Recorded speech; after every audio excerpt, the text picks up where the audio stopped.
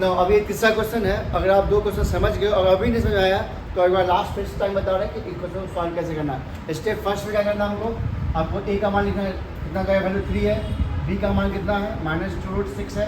हमेशा ध्यान रखना, एक बच्चे गलती करते हैं, आप साइन लिखते हो, आपको हमेशा जो आपका कोफिशिएंट है उसके साथ साइन लिखना है, चाहे नेगेटिव हो चाहे वो पॉजिटिव हो। तो पॉजिटिव में डायरेक्ट लिख देते हैं, नेगेटिव में साइन लिखना पड़ता है। और सी कितना यहाँ पे मेरा है वैल्यू 2 है।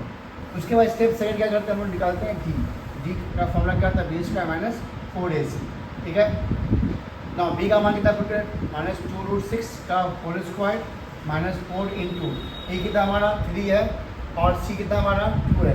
तो इसको आप वैल्यू को पुट कर सॉल्व कर लीजिए, तो ये हो जाएगा 24 जाएगा, ठीक है, -24। इसका डी का मान कितना आ गया, 0 आ गया।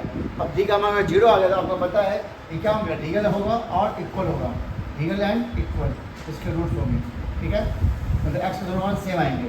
तो आप डायरेक्ट वैल्यू पुट कीजिए, x = -b ± √d/2a।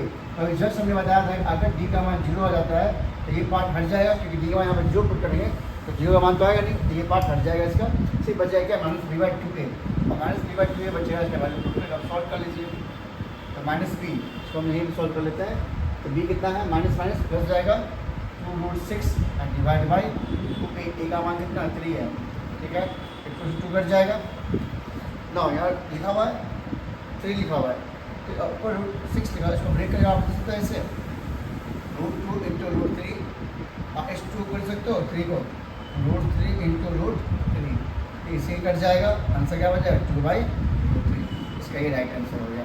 तो इसका अगर लिखना होगा सॉल्यूशन क्या जाएगा, इसके रूट्स तो 2/√3 और 2/√2, तो डी का मान 0 है, तो दोनों जो रूट्स के मान आएंगे वो सेम आएंगे। आया समझ में? अगर आप भी नहीं समझ आ रहा तो आप जरूर कमेंट करके बताइए कि आपको कहाँ पर दिक्कत आ रहा है इस तरह क्वेश्चन में, या आप हमारे क्वेश्चन को आप हमारे टेलीग्राम पे भेज सकते हो, जो भी आपका प्रॉब्लम है इस तरह से रिलेटेड क्वेश्चन वहाँ भेज सकते हो, और वहाँ से अपने प्रॉब्लम को हम दूर कर देंगे।